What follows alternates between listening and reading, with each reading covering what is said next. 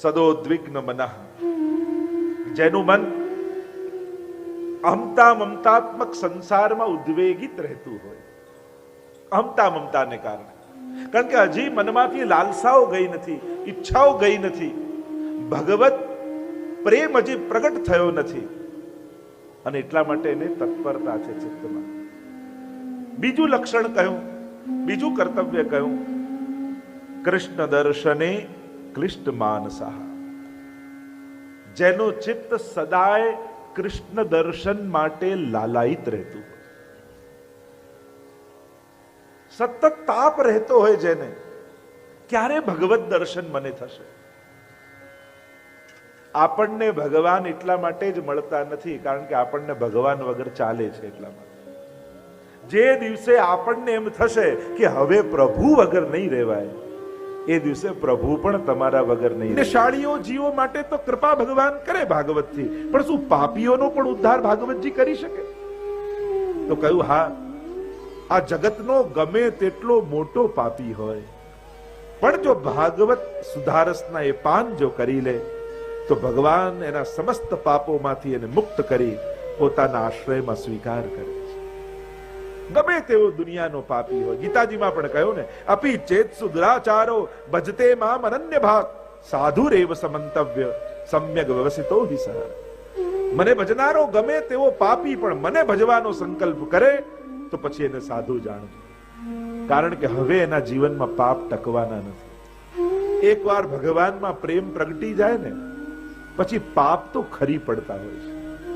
ક્રોધ, લોભ, ઈર્ષા, દ્વેષ આ બધું કાઢવાની મહેનત ન કરવી પડે.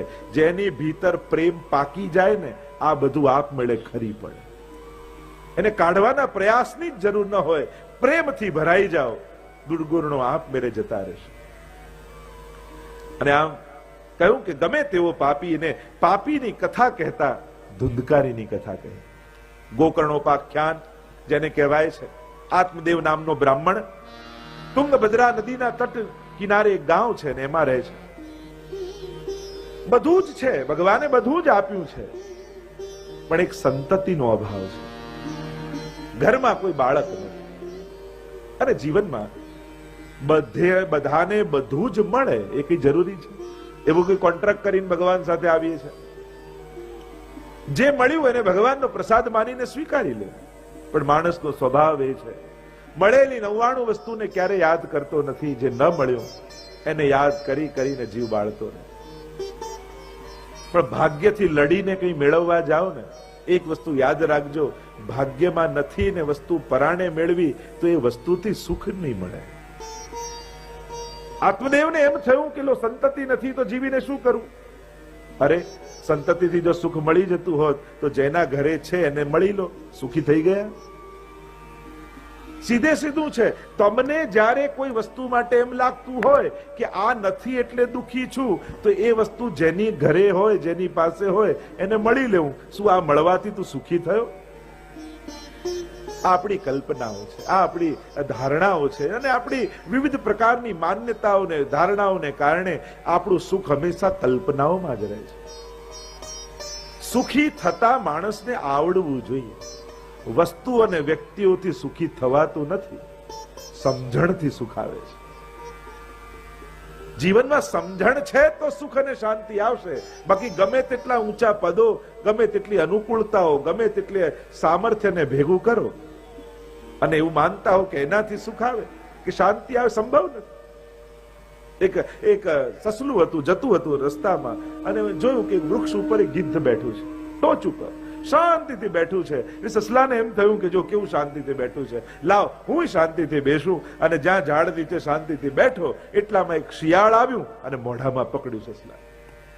અને જ્યાં મારવા જાય ત્યાં સસલાએ કહ્યું, જો પેલો ગિદ્ધ શાંતિથી બેઠો છે, એને કોઈ હેરાન નથી કરતું, એને કોઈ છેડતું નથી, અને હું બેસવા ગયો તો મને મારો છો, આવું કેમ? ત્યારે સસલાને મારતા મારતા શિયાળે એટલું કહ્યું કે સસલા, શાંતિ માટે ઊંચાઈ જોઈએ. ઊંચાઈ વગર જીવનમાં શાંતિ ના આવે. વિચારની, વ્યવહારની, સમજણની આ ઊંચાઈ જ્યાં સુધી ન મળે ને ત્યાં સુધી જીવનમાં શાંતિનો ઉદય થતો નથી. કોઈ વસ્તુ ને વ્યક્તિથી કેવલ શાંતિ નથી આવતી, સમજની ઊંચાઈ જોઈએ. કહ્યું કે સંતતિ નથી તો પછી આ બધું ભેગું કરીને શું, સંસાર મેળવીને શું, અરે જીવીને શું કરું? એટલું બધું કોઈ વસ્તુને વિચારી લઈએ ને તો આપણને એમ લાગે કે આના વગર જીવન સંભવ જ નથી. જીવન માટે બધું છે. કોઈ વસ્તુ કે વ્યક્તિ માટે જીવનનો ભોગ ન અપાય. જીવન મોટું છે, વિશાળ છે. ઘણી વાર લોકો નાની નાની વસ્તુ માટે જીવનનો ભોગ આપી દેતા હોય, જીવન ટૂંકાવી દેતા હોય. એનાથી મોટી જીવનમાં કોઈ ભૂલ બીજી નથી. જીવન માટે આ બધું છે, જીવન એના માટે નથી હોતું. આત્મદેવને ગ્લાનિ થઈ. આધ્યાત્મિક અર્થ કરીએ. તુંગ ભદ્રા, તુંગ એટલે શિખર, ભદ્રા એટલે કલ્યાણ, કલ્યાણનું શિખર એટલે આ માનવ દેહ. આત્મદેવ એટલે જીવાત્મા. અને આત્મદેવને પત્ની છે ધુંધુલી. એવું નથી કે એને બાળક થતું નથી. મહાત્માની કથામાં એવું આવે છે કે આ માં બનવા માંગતી નથી. અને કરેક તર્ક કુતર્કો આપે છે. અરે જો સુખદેવજીની જેમ 16 વર્ષ રહી જાય, કોઈ ચડાઈ કરે તો હું ભાગીને કેમ જાઉં, અરે મને મારું શરીર આમ થઈ જશે, મને રોગ લાગી જશે, તો અનેક અનેક પ્રકારના તર્ક કુતર્કો આપે છે. માં નહીં બનવાનું. અને આત્મદેવને એમ છે કે બાળક થતું નથી. આ ધુંધુલી છે આધ્યાત્મિક અર્થમાં દુર્બુદ્ધિ. અને દુર્બુદ્ધિ જીવાત્માને સત્સંગનું ફળ આપતી નથી. બુદ્ધિ નાશાત પ્રણશ્યતિ, ગીતાજીમાં પણ કહ્યું, જો બુદ્ધિનો નાશ થાય તો સર્વનાશ થઈ ગયો. તો આ દુર્બુદ્ધિ સત્સંગનું ફળ લેવા દેતી નથી. અને આત્મદેવને એમ થયું કે જો સંતતિ નથી તો જીવીને શું કરું? આવ્યા ગામની બહાર, તળાવના કિનારે ઉભા રહી અને વિચાર કરવા લાગ્યા કે લાવ હું કૂદીને જીવન ટૂંકાવી દઉં, જીવન સમાપ્ત કરી દઉં. અને જ્યાં કૂદવા જાય ત્યાં નજર પડી એમની. એક મહાત્મા બેઠા છે, એનું તેજ દૈદીપ્યમાન થઈ રહ્યું છે. થયું કે આમના ચરણે જાઉં અને સાંભળ્યું છે એવું કે કોઈ મહાપુરુષના આશીર્વાદ લો તો એ ભાગ્યને પણ બદલી નાખવાનું સામર્થ્ય રાખતા હોય છે. દોડતા ગયા આત્મદેવ, ચરણોમાં પડ્યા, પ્રણામ કર્યા, આજીજી કરતા કહ્યું કે આપ કૃપા કરીને આશીર્વાદ આપો, મારા ઘરે પારણું બંધાય. મહાપુરુષે આંખ બંધ કરીને જોયું અને આંખ ખોલીને કહ્યું કે આત્મદેવ, આ જન્મમાં નહીં, 7 જન્મ સુધી તારે કોઈ સંતતિનો યોગ જ નથી. અને જ્યારે કોઈ આવું મહાપુરુષના મુખે સાંભળ્યું અને હવે તો મનમાં એવી ગ્લાનિ થઈ, હવે જીવીને શું કરું? માથું પછાડવા લાગ્યો. આત્મદેવ કહેવા લાગે, જો આપ કૃપા નહીં કરો તો અહીંયા ને અહીંયા જીવન ટૂંકાવી દઈશ અને બ્રહ્મ હત્યાનું પાપ આપને લાગશે. કરુણા જાગી મહાપુરુષને અને ઝોળીમાંથી ફળ કાઢી અભિમંત્રિત કરીને આપ્યો આત્મદેવને અને કહ્યું, જા આ ફળ તારી પત્નીને ખવડાવજે, ઠાકોરજી કૃપા કરશે તો તારા ઘરે પારણું બંધાશે. પ્રસન્ન થઈ ગયો આત્મદેવ, ખુશ થતો થતો હાથમાં ફળ લઈને દોડતો દોડતો આવ્યો. ધુંધુલીને કહેવા લાગ્યો, જો ઠાકોરજીની કૃપા થઈ ગઈ છે, આ ફળ તું ખાઈશ તો આપણા ઘરે પારણું બંધાશે. અને ધુંધુલીએ તો ફળ લઈને પાછું માથે માર્યું કે ક્યાં પાછી આ લપ આવી. બધું જ ઘરમાં શાંતિ થઈ ગઈ હતી, બધું ભૂલાઈ ગયું હતું અને પાછું આવ્યું. આત્મદેવ જ્યાં ગયો પોતાની બહેનને બોલાવી. અને દુર્બુદ્ધિની બહેન છે દુસ્સંગ. બુદ્ધિ બગડે ને પછી દુસ્સંગ ગોતવા ન જવું પડે, સામેથી જ આવી જાય. અને દુર્બુદ્ધિ અને દુસ્સંગ આ બે જે દિવસે ભેગા થયા પછી એનું પતન કરતા કોઈ ન રોકી શકે. બુદ્ધિ ખરાબ હોય, વિચાર ખોટા હોય તો સારા વ્યક્તિનો સંગ રાખજો, જેથી સદવિચારો આપે. પણ જો દુસ્સંગ કરી લીધો, દુસ્સંગી વ્યક્તિ તમારા પાપોને મનમાં દ્રઢ કરી દેશે. જે પાપ પ્રત્યે ગ્લાનિ છે ને એ ગ્લાનિ ખસેડી દેશે. એટલે કે પાપ કરતા પણ મનમાં સંકોચ નહીં આવે. અને દુર્બુદ્ધિ ને દુસ્સંગ ભેગા થયા અને બહેને કહ્યું કે જો મારે બાળક થવાનું છે, એમ કર તું મારા ઘરે રહેવા આવી જા, ગર્ભવતી થવાનું નાટક કરજે અને સમય થાય ને મારે બાળક થશે, મારા પતિને થોડા રૂપિયા આપજે, એટલે એ બાળક જે થાય તને આપી દઈશું અને ગામમાં એમ કહીશું કે તારે બાળક થયું છે. વાત બહુ ગમી. કહ્યું કે આ ફળનું શું કરું? કે તારા આંગણામાં જે ગાય બાંધેલી છે ને એને કોઈ વાછરડું થતું નથી. એમ કર આ ગાયને ખવડાવીને જોઈએ તો ખરા કે આ ઋષિએ કઈ અભિમંત્રિત કરીને આપ્યું છે કે એમને પકડાવી દીધું છે. ફળ ખવડાયું ગાયને, સમય થયો, ગાયને વાછરડું થયું. આખું શરીર મનુષ્ય જેવું પણ કાન ગાય જેવા. માનો એ ઋષિનું તેજ, એ તપ આ પુત્ર રૂપે પ્રગટ થયું છે અને એટલા માટે એમનું નામ રાખ્યું ગૌકર્ણ.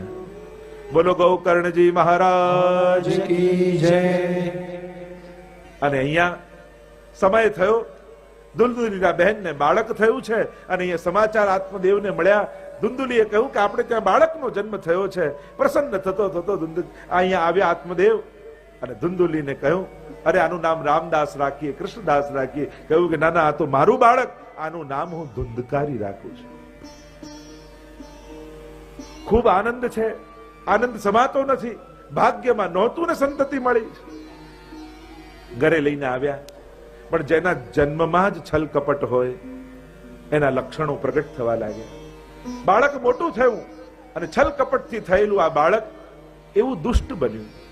નાના નાના બાળકોને મારી નાખનારું થયું, કુવામાં ફેંકી દે, મડદાઓના હાથમાં પડેલા પિંડોને ખાનારું થયું. એવો પાપી થયો. માને આવી ગ્લાની, આત્મઘાત કરી લીધો માતાએ. ગૌકર્ણજી તો વિદ્યા અભ્યાસ કરવા માટે ગુરુને ત્યાં ગયા છે. આત્મદેવને થયું, અરે આવી સંતતિ કરતા સંતતિ ન થઈ હોત તો સારું થાય. શું કરું? ગૌકર્ણજી આવ્યા ગામમાં. જોઉં કે પિતાજીને આટલી ઉંમર થઈ, હજી સંસાર આસક્તિ ગઈ નથી. હજી આ બધામાં મન જોડીને પોતાના જીવને બાળી રહ્યા છે. હવે તો ભક્તિ કરવાનો સમય આવ્યો છે. દરેક વ્યક્તિ એનું ભાગ્ય લખાવીને લાવે છે ને એમ એનું જીવન ચાલે છે. કોઈ કોઈનું ચલાવી શકતું નથી ને કોઈ કોઈનું રોકી શકતું નથી. ઘણીવાર એના ભાગ્યમાં આપણે નિમિત્ત હોઈએ છે, પણ એનું ચલાવનારા આપણે નથી હોતા.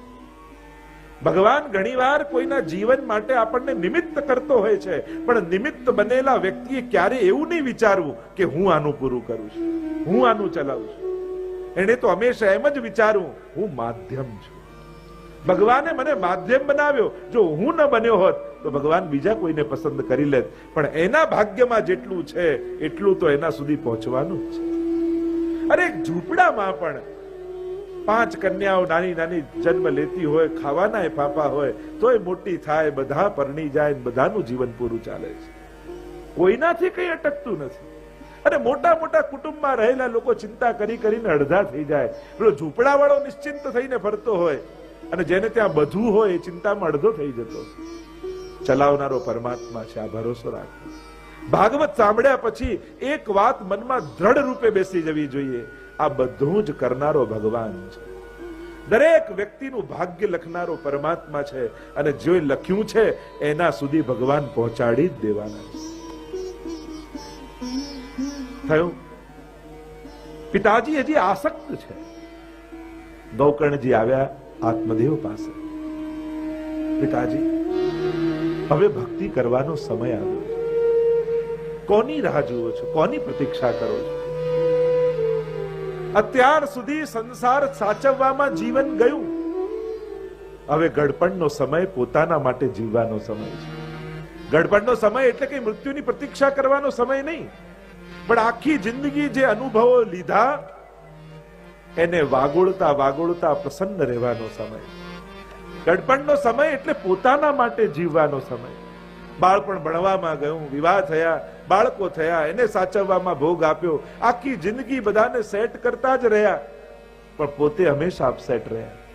એટલે બધું સાહિત્યકારો કહે ને કે માણસના ઘરે બધા જ સેટ હોય, ટીવી સેટ હોય, સોફા સેટ હોય, ડાઇનિંગ ટેબલ સેટ હોય, પણ પોતે હંમેશા અપસેટ જ રહેતો હોય. પોતે સેટ ક્યારેય ન થાય. હવે મારા માટે મારે જીવવું છે, મારા આત્મોદ્ધાર માટે મારે જીવવું છે. બહુ કર્યું બધાનું, હવે બધાને પોતપોતાની રીતે જીવવાનું. હા, નજર રાખે, સમય થાય ત્યારે સલાહ આપે. કઈ રીતે સન્માનથી જીવવું એ માણસના પોતાના ઉપર છે.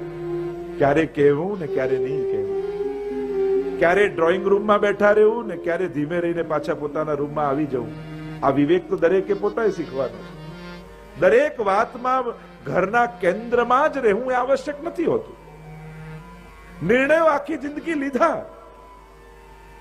હા, એક ટેકાનો હાથે રાખીએ કે જેથી કોઈ પડી ન જાય, પણ પછી એને ચાલતા કરવાના છે. ચાલશે તો ચાલતા શીખશે. કહું પિતાજી, સુંદર ઉપદેશ આપતા ગૌકર્ણજી બોલ્યા, ધર્મ ભજસ્વ સતતમ त्यज लोक धर्मा सेवस्व साधु पुरुषांजहि काम तृष्णा अन्यस्य दोष गुण चिंतन मासु मुक्त्वा सेवा कथा रस महो नितराम पिबत्वम। बड़ा सुंदर उपदेश देते हुए गौकर्ण जी ने समझाया, पिताजी अब अपने लिए जियो, अपने आत्मोद्धार के लिए जियो। धर्म भजस्व सततम त्यज लोक धर्मा। ધર્મનું સતત આરાધન કરી લૌકિક ધર્મોને ધીરે ધીરે છોડો, ધીરે ધીરે પોતાને સમેટતા જાઓ. જેમ કરોળીઓ જાળ ફેલાવે ને પાછો કામ થઈ જાય તો સમેટી પણ લે. માણસની તકલીફ એ છે, જાળ ફેલાવતા એને આવડે છે પણ સમેટતા નથી આવડતું. ક્યારે કરોળીઓ પોતાના જાળમાં ફસાતો નથી, માણસ પોતે પોતાની જાળમાં ફસાઈ જાય છે. ધર્મ ભજસ્વ સતતમ ત્યજ લોક ધર્મા. લૌકિક ધર્મોને છોડો.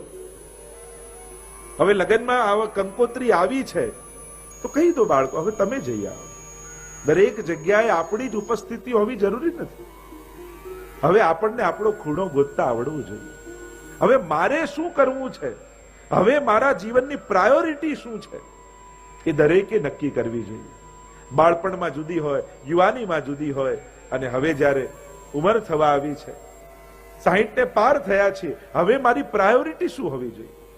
જીવનમાં એવા જ નિર્ણયો લો જેથી તમારું ઘડપણ સારું જાય, ઉત્તમ રીતે જાય. કારણ કે હવેનો સમય ભગવાનની ભક્તિ કરવાનો સમય છે. હા, સંસારની જવાબદારીઓથી ભાગવાની વાત નથી, પણ જવાબદારીઓ હવે ધીમે ધીમે બીજાને આપવાની વાત છે. એક છે જવાબદારીઓથી બચવું, બીજું છે જવાબદારીઓથી ભાગવું, અને ત્રીજું છે જવાબદારીઓ હવે બીજાને આપવી, સુપ્રત કરવી.